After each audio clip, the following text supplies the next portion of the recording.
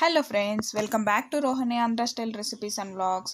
ఇవాల్టి మన రెసిపీ వచ్చేసరికి పుదీనా పచ్చడి ఎలా తయారు చేయాలో ఈ వీడియోలో మనం తెలుసుకుందాం.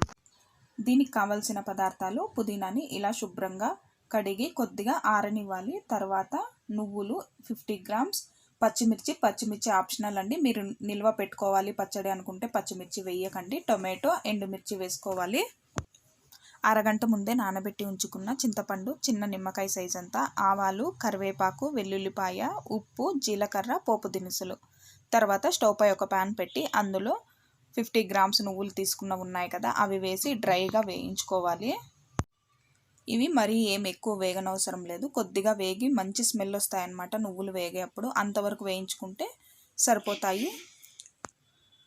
ఇప్పుడు చూడండి, నువ్వులు అయితే వేగిపోయాయి కదా. తర్వాత స్టవ్ పై ఇంకో ప్యాన్ పెట్టి అందులో కొంచెం నూనె వేసి, నూనె కొంచెం కాగిన తర్వాత ఇందులో పచ్చిమిర్చి వేసి వేయించుకోవాలి. పచ్చిమిర్చి ఆప్షనల్ అని చెప్పాను కదండి. మీరు పచ్చడిని నిల్వ చేసుకోవాలి ఒక 2-3 డేస్ అనుకుంటే పచ్చిమిర్చి వేయకుండా ఎండుమిర్చినే వేసుకోండి.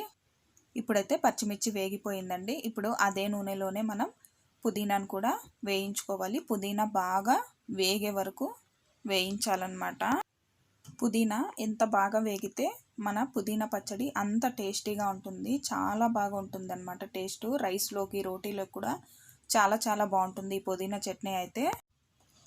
ఇప్పుడు చూడండి, నూనె మొత్తం బయట వచ్చి పుదీనా మొత్తం ఇలా దగ్గరకు వచ్చి బాగా వేగిపోయిందనమాట. దీన్ని తీసేసి తర్వాత అదే నూనెలోనే ఎండుమిర్చి కూడా ఒక్కసారి అలా వేపుకుంటే సరిపోతుంది. ఎండుమిర్చి ఎక్కువసేపు వేగనవసరం లేదు.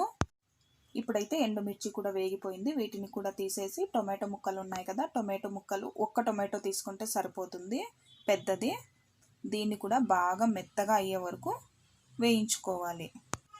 ఈ పుదీనా పచ్చళ్ళలోకి పులుపు కోసం మనం టొమాటో ఒకటి, చింతపండు నిమ్మకాయ సైజ్ అంతా తీసుకున్నాం కదా, పులుపు కరెక్ట్గా సరిపోతుంది. ఒక్క కట్ట పుదీనాకి మనకి ఈ మాత్రం పులుపు సరిపోతుంది అన్నమాట. ఇప్పుడు టమాటో, చింతపండు కూడా వేగిపోయాయి కదా. తర్వాత మనం ముందే ఫ్రై చేసి పెట్టుకుని చల్లారబెట్టుకున్న నువ్వులు ఉన్నాయి కదా, అవి మిక్సీ జార్లో వేసేసుకోవాలి.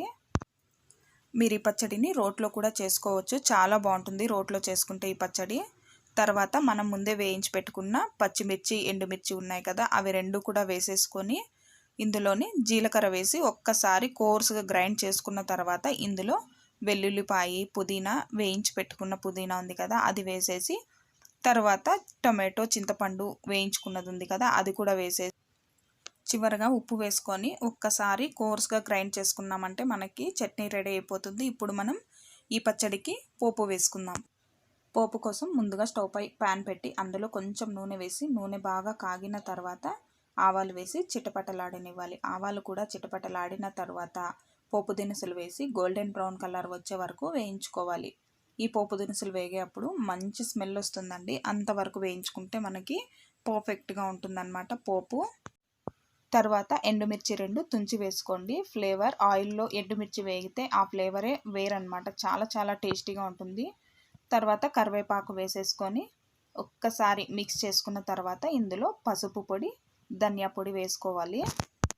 వీటన్నిటిని ఒక్కసారి మిక్స్ చేసుకొని స్టవ్ ఆఫ్ చేసేసిన తర్వాత మనం ముందే ప్రిపేర్ చేసి పెట్టుకున్న పచ్చడి ఉంది కదా, పుదీనా పచ్చడి, ఇందులో వేసేసుకోండి. ఈ పచ్చడికి పోపు కలిసే వరకు మిక్స్ చేసుకుంటే కమ్మగా ఎంతో టేస్టీగా ఉండే పుదీనా పచ్చడి అయితే రెడీ అయిపోతుందండి. ఈ పచ్చడిని వేడి అన్నంలోకి నెయ్యి వేసుకొని తింటే ఆహా అనిపించేలా ఉంటుందన్నమాట. ఇంకెందుకండి ఆలస్యం, ఈ పుదీనా పచ్చడిని మీరు కూడా ట్రై చేసి ఎలా వచ్చిందో కామెంట్స్ రూపంలో అయితే షేర్ చేసేయండి.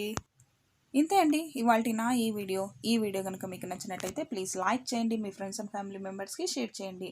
అలానే నా ఛానల్ని ఎవరైనా కొత్తగా చూస్తున్నారా అయితే ప్లీజ్ సబ్స్క్రైబ్ చేసుకొని పక్కనే ఉన్న బెల్ ఐకాన్ని యాక్టివేట్ చేసుకోండి. Thanks for watching my video.